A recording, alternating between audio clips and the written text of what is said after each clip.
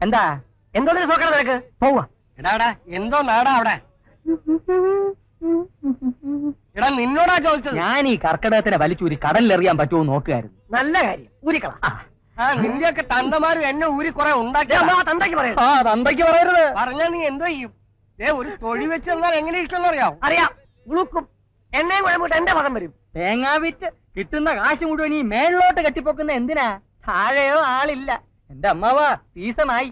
ഇക്കൊല്ലെങ്കിലും കുറച്ച് മദാമുമാരെ സായിപ്പുമാരെ നമ്മുടെ ഹോട്ടലിൽ വിളിച്ചു കയറ്റി കൊന്ന് കൈ കൊടുത്തില്ലെങ്കിൽ നമ്മുടെ മുമ്പോട്ടുള്ള ജീവിതം ഇക്കാലത്തെ ധർണ പോലാകും. ഒരെത്തും പിടിയും കിട്ടുകയല്ല, വേണ്ടി പോവും. എന്റെ മുമ്പോട്ടുള്ള ജീവിതം എനിക്കൊരു പ്രശ്നമല്ലടാ. അതറിയാം, ചീട്ട് കീറാനുള്ള സമയമായല്ലോ. എന്തുവാടാ പറഞ്ഞത്? അവനൊന്നും പറഞ്ഞില്ല. ഞാൻ കേട്ടടാ. കേൾക്കാനല്ല ഞാൻ പറഞ്ഞത്. വയറ് കായുമ്പോ നീ ഇങ്ങ് വരും. നിന്നെ ഞാനൊന്ന് ഊട്ടിയേക്കാമടാ. വാകീറിയ ദൈവം അതിനുള്ള വഴിയും കാണിച്ചു തരും. ഇനി എങ്ങനെ കാണിച്ചു തന്നില്ലെങ്കിൽ ഞാൻ വരാം ജപ്പാൻ ദൈവത്തിന്റെ അടുത്ത് ഞണ്ണാൻ. നിന്നോടാ ഞാൻ പറഞ്ഞത്. അല്ലതും കഴിച്ചു പോകാം. ഞങ്ങൾ പുറത്തുനിന്ന് വല്ലതും കഴിച്ചോളാം. 9:30 മിനിറ്റ്സ് കാണാനുള്ളതാ. പുറത്തുനിന്ന് വല്ലതും കഴിക്കാം അല്ലേ? ചീഫ് മിനിസ്റ്റർ വിളിക്കാണെങ്കിൽ ഞാൻ പുറപ്പെട്ടുണ്ട്. സെക്രട്ടറി വെച്ച് കാണാന്ന് പറഞ്ഞേക്കോ. റൈറ്റ്. 7th ജനറൽ ബോഡിയുടെ മിനിറ്റ്സ് അപ്രൂവ് ചെയ്തതിനു ശേഷം മാത്രം. എന്താടാ അസൂയ തോന്നുന്നുണ്ടോ അവന്റെ പോക്ക് കണ്ടിട്ട്?